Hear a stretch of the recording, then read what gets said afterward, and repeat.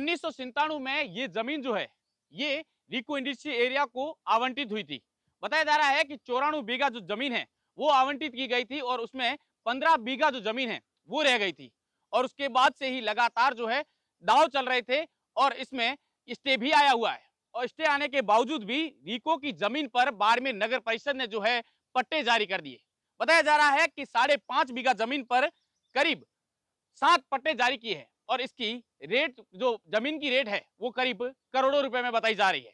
ये 25 करोड़ की ये जमीन है। मैं अपने कैमरामैन से कहूंगा कि ये तस्वीरें दिखाए कि ये वो जमीन है जहां पर नगर परिषद ने जो 7 पट्टे जो है वो जारी कर दिए गए हैं। और 1997 में जब ये रिको इंडस्ट्री एरिया को आवंटित हुई थी, हालांकि यहाँ पर रिको का जो बोर्ड है वो भी लगा हुआ है और इसमें बबूल की झाड़ियां भी है, लेकिन उसके बाद भी नगर परिषद ने स्टे के बावजूद भी जो है यहाँ पर पट्टे जारी कर दिए। और पट्टे जारी करने के बाद से ही लगातार ये मामला जो है ये सुर्खियों में चल रहा है। हालांकि 23 अप्रैल को यहाँ के पट्टे जो है वो जारी हुए और उसके बाद जब ये मामला पूरा संज्ञान में आया और इस मामले को लेकर डॉक्टर प्रियंका चौधरी जो भाजपा के प्रतिनिधि है उन्होंने जाकर शिकायत की, तो शिकायत के बाद जो है नगर परिषद हरकत में आया और 30 जून को नगर परिषद ने जो ये पट्टे थे वो खारिज कर दिए और जो जमानत राशि थी वो जब्त कर दी। बताया जा रहा है कि 25 करोड़ की जो जमीन है उसकी राशि जो बताई जा रही है वो करीब 50 लाख रुपए बताई जा रही है, जो जमानत राशि जो है वहां पर दी गई थी पट्टे बनाने के एवज में।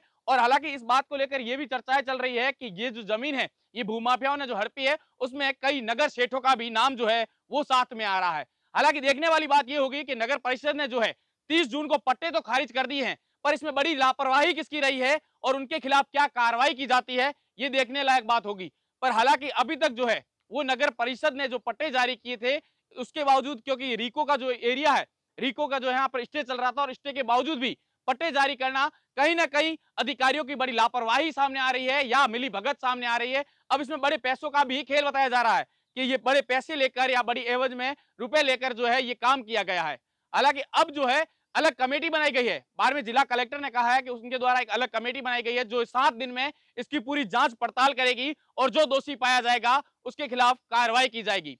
पर सबसे बड़ी बात यह है कि इतने दिन बीत जाने के बाद भी नगर परिषद द्वारा या प्रशासन द्वारा किसी भी प्रकार की कोई एफआईआर जो है वो नहीं करवाई गई है, क्योंकि बताया जा रहा है कि जो 7 पट्टे जो अलर्ट हुए हैं वो किसी ऐसे व्यक्ति के नाम हुए हैं जिनके घर भी कच्चे हैं।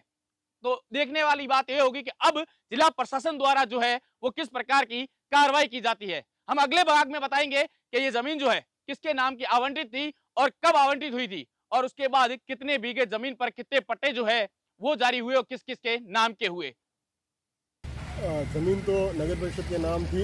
इस संदर्भ में जानकारी में आया कि राजस्व मंडल अजमेर में एक वाद विचाराधीन है और उसमें स्थगन आदेश पारित था।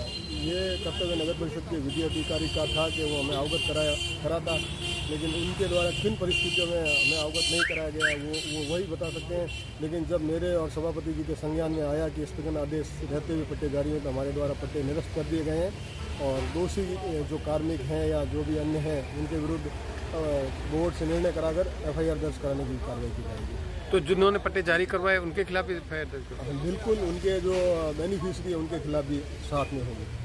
तो क्या 7 पट्टे सातों खारिज कर दिए? 7 पट्टे सातों ही हमने 30 तारीख को खारिज कर दिए, जिसकी सूचना भी हमने आम समाचार पत्र में जारी कर दी और सोमवार को हम न्यायालय के अंदर भी एक वाद विचाराधीन करेंगे, क्योंकि पट्टे रजिस्टर्ड हैं तो रजिस्टर्ड डॉक्यूमेंट को भी निरस्त कराने के लिए हमारे द्वारा वाद प्रस्तुत किया जाएगा। इनकी जो इन्होंने जो प्रतिभूति भरी है वो क्या वो जब्त उस आदेश में स्पष्ट है, वो उसको फिट फॉर कर दिया जाए, जब्त किया जाएगा।